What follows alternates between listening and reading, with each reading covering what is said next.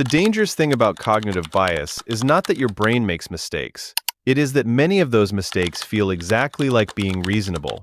Your mind predicts, filters, simplifies, compares, and fills in gaps so you do not have to rebuild reality from scratch every morning. Most of the time, that is useful. But the same shortcuts that keep life moving can also bend attention, memory, probability, and judgment in repeatable ways. Some patterns in this video are formally called biases, while others are heuristics, fallacies, or closely related effects.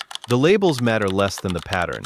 Your mind can make a predictable error while giving you the strong feeling that you are simply seeing things clearly. Start with confirmation bias. Imagine you quietly decide that a coworker does not like you. The next morning, they reply to your message with one word. Sure, that feels like evidence. Later, they bring you coffee, laugh at your joke, and ask how your weekend went. Somehow those details feel less important. Maybe they are just being polite.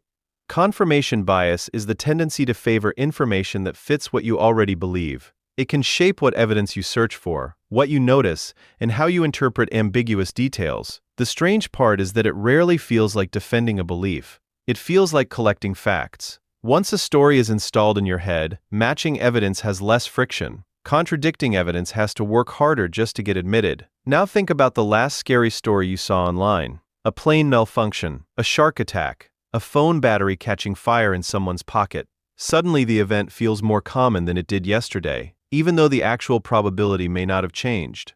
That is the availability heuristic. We often estimate how likely something is, partly by asking, without realizing it, how easily examples come to mind. Vivid, emotional, recent, or repeated events are easier to retrieve from memory, and easy retrieval can be mistaken for frequency.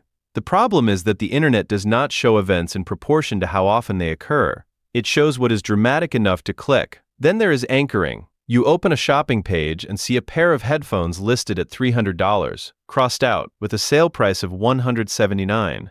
You may have had no idea what those headphones should cost 10 seconds ago, but now $179 has a comparison partner, and suddenly it feels almost responsible.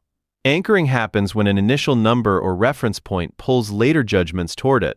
Even arbitrary starting points can influence estimates. The mind often adjusts away from the first value it encounters, but not always far enough. That is why the first offer in a negotiation matters, why suggested prices matter, and why saying a number out loud in a meeting can quietly reshape every estimate that follows. Framing changes judgment in a different way. Imagine two doctors describing the same treatment. One says there is a 90% survival rate. The other says there is a 10% mortality rate. Same numbers, same outcome, very different emotional temperature. The framing effect appears when equivalent information produces different choices depending on how it is presented. Gains, losses, certainty, and wording can pull attention toward different features of the same decision. We do not evaluate facts as if they arrive in a vacuum. We evaluate facts inside a mental frame. That first cluster is mostly about what gets highlighted. The next one is about something even less intuitive: probability. Scroll through someone's profile for 30 seconds. Bookstore photos, minimalist desk, round glasses, museum post. Your brain begins sketching a type of person before you have enough information to know much of anything. That impulse is related to the representativeness heuristic, judging probability by resemblance. The mind asks, what does this person seem like, instead of asking, what is statistically common? But similarity is not probability. Someone can perfectly match your mental image of a rare category and still be more likely to belong to a common one. Base rate neglect is the same problem with the boring numbers removed. Suppose you watch a video about someone who started a side hustle and now earns $20,000 a month. The story is specific, visual, and memorable. You can see the apartment, the laptop, the revenue dashboard. What you usually cannot see is the denominator. How many people tried something similar and earned almost nothing? Base rates are the background probabilities underneath individual stories. When vivid details overpower those numbers, intuition can become overconfident. A dramatic example tells you what happened to someone. A base rate tells you how unusual that someone may be. The conjunction fallacy reveals how easily detail can be mistaken for probability. Picture someone who spends weekends hiking, reposts climate content, carries a reusable bottle everywhere, and works in an office. Which sounds more likely? That this person works in accounting? Or that this person works in accounting and cares deeply about environmental issues? The second description may feel more fitting because it matches the story better. But logically, adding another condition cannot make the combined event more probable than the first condition alone. Accounting and environmental concern has to fit inside the larger category of accounting. The extra detail makes the story feel more complete. And complete can feel suspiciously similar to likely. The gambler's fallacy works almost in reverse. A fair coin lands heads 5 times. On the 6th flip, tails feels due. But the coin has no memory and no sense of fairness. If the flips are independent, the previous results do not make tails more likely next. Human intuition expects small samples to look more balanced than randomness requires. Real randomness is often clumpy and streaky. That is why the same intuition appears in roulette, sports streaks, trading, and people staring at a row of red numbers thinking black has to be coming. Probability is difficult because the mind prefers a story. Now leave probability and move into time, because memory can edit the past just as easily as intuition edits the future. Hindsight bias appears the moment an outcome becomes known. A company fails, and suddenly every warning sign seems obvious. A team wins, and everyone can explain exactly why the victory made sense. A relationship ends, and people start rearranging old memories into a clean story that points toward the ending. Once you know what happened, the outcome changes how earlier evidence is interpreted and remembered. Uncertainty gets compressed. The better question is not, does this make sense now? It is, before it happened, could I genuinely have distinguished this outcome from the other plausible ones? Survivorship bias hides information in a different place, outside the frame. Open the channel of a creator with 4 million subscribers. Their early videos are awkward, the thumbnails are terrible. Maybe they tell you, I just kept uploading. But YouTube does not place beside it the thousands of channels that also kept uploading and never reached 4 million subscribers. Survivorship bias happens when we study the cases that made it through a selection process and miss the ones that disappeared. The visible sample is not the whole sample. Sometimes the missing cases contain the lesson you actually needed. Negativity bias is easier to recognize because you have probably carried it home from work. 10 people say your presentation was great. One person says, the middle dragged a little. Guess which comment comes back while you are brushing your teeth? Negative information can carry disproportionate weight in attention and memory. Context matters, and positive information matters too, but one bad signal can still feel like a full report card. Optimism bias pulls in the opposite direction. You know projects run late. You know people underestimate costs. You know relationships can fail, businesses can collapse, and people get sick. Your case feels a little different. Optimism bias is the tendency to underestimate our own likelihood of certain negative events or overestimate positive ones. It is not simply cheerfulness. It becomes a problem when confidence starts replacing planning, which brings us to the planning fallacy. This should take 2 hours. 6 hours later, you are watching a loading bar, fixing a problem you did not know existed, and wondering when the task develops side quests. People often estimate future work by imagining the smooth version of the plan. The writing goes well, the client replies, the software behaves, nothing needs revision. Reality has read none of your plans. A useful correction is the outside view. Ask how long comparable tasks actually took, not how long this one feels like it should take. Notice what is happening. Your mind does not only misread information, it also edits time. It cleans up the past, smooths out the future, and occasionally schedules a 6-hour project into a free afternoon. Now let us look at decisions. Loss aversion describes the tendency, in many situations, for losses to weigh more heavily than comparable gains. Imagine your bank app gives you a surprise $50 credit. Nice. Now imagine opening the same app and discovering a $50 fee you did not expect. For many people, the second event has more psychological force than the first. In prospect theory, outcomes are evaluated relative to a reference point, and losses often have a steeper subjective impact than equivalent gains. There is no universal magic ratio, but the asymmetry can shape negotiation, investing, risk-taking, and the weird emotional violence of paying for something you forgot to cancel. Ownership can change the reference point too. You have an old hoodie. You would not buy it today for $40. If someone offered you $20 for it, though, you might suddenly become the curator of a very important textile archive. That is the endowment effect. Once something becomes yours, giving it up can feel different from never having acquired it. Experiments have found that people can demand more to part with some objects than they would have been willing to pay to obtain them. The basic asymmetry is familiar. I would never pay that much for this. And also, there is no way I am selling mine for that. Both thoughts can live peacefully in the same head. Sunk cost bias appears when the past starts voting in a decision about the future. You are 40 minutes into a terrible movie. You are bored. You could leave, but you paid for the ticket. Or maybe you are months into a project that is clearly failing. And the strongest argument for continuing is that you have already spent months on it. Past costs are gone. They cannot be recovered by suffering more efficiently. The rational question is what gives the best outcome from this point onward. But quitting can make the earlier investment feel wasted, so people continue because stopping makes the past hurt. Status quo bias makes doing nothing feel strangely neutral. A subscription renews for another year. A default retirement plan remains untouched.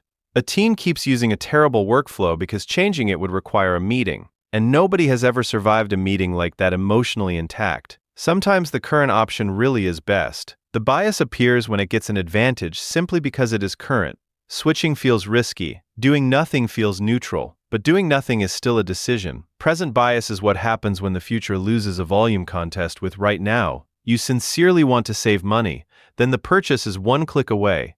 You sincerely want better sleep. Then it is 12:47 a.m. and the next episode has already started counting down. Present bias gives unusually heavy weight to rewards and costs that are immediate. Distant goals are easy to endorse because they are abstract. Immediate temptation is not abstract. It is glowing on your screen. That is how a stable long-term goal can repeatedly lose to a short-term choice. Now the biases get personal.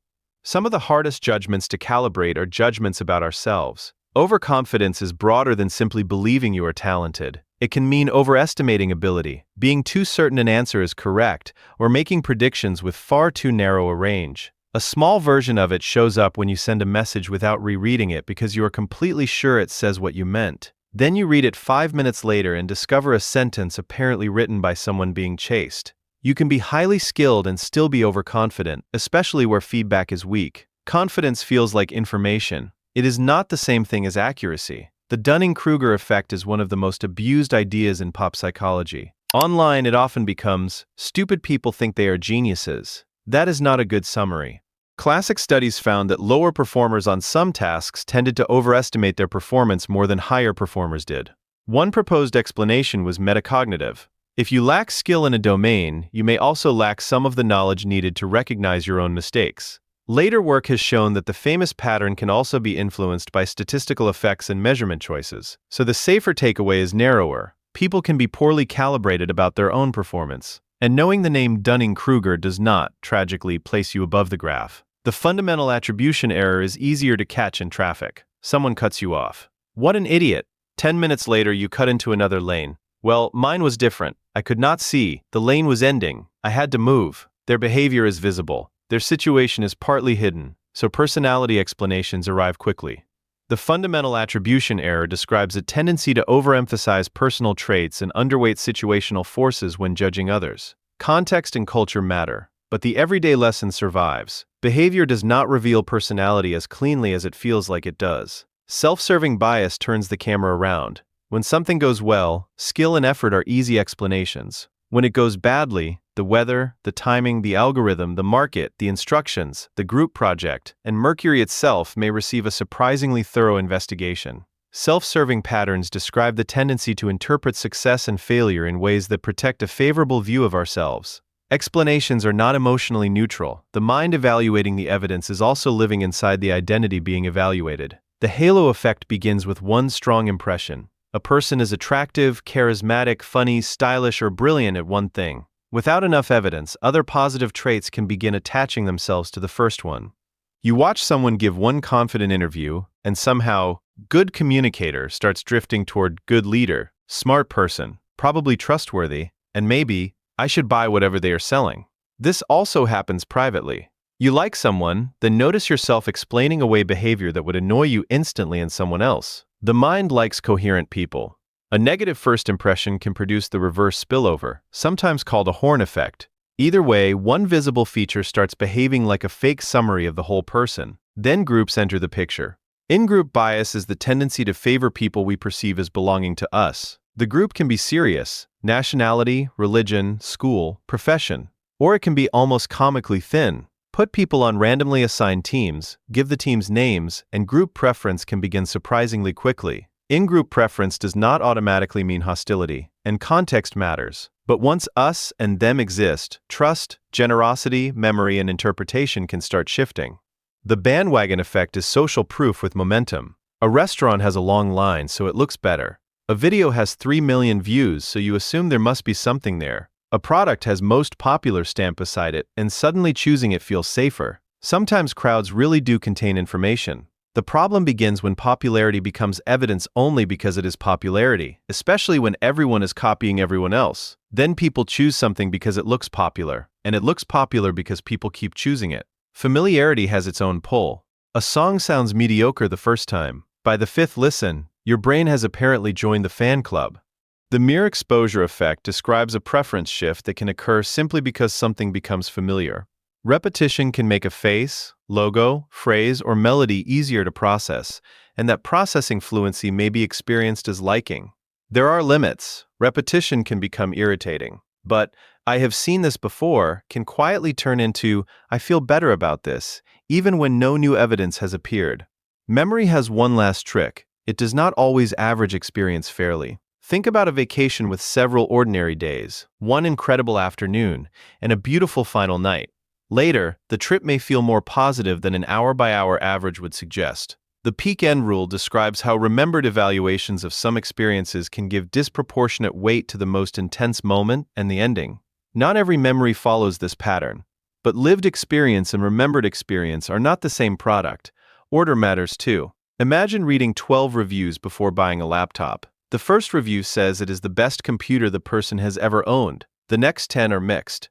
The last one says the motherboard died after 3 weeks. Later that night, guess which 2 reviews are easiest to remember? The primacy effect gives extra weight to information encountered early, while the recency effect favors what came most recently.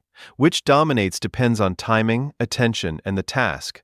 Together they show that information is not always judged independently. What came first can shape the frame. What came last may still be echoing. And then there is the bias blind spot, which may be the most annoying bias on this entire list because learning about it does not remove it. In fact, learning this list gives you a new hobby. Confirmation bias? Your uncle. Sunk cost? Your boss. Halo effect. Definitely everyone on social media. Dunning-Kruger? You already have someone in mind, do you not? That reaction is the point.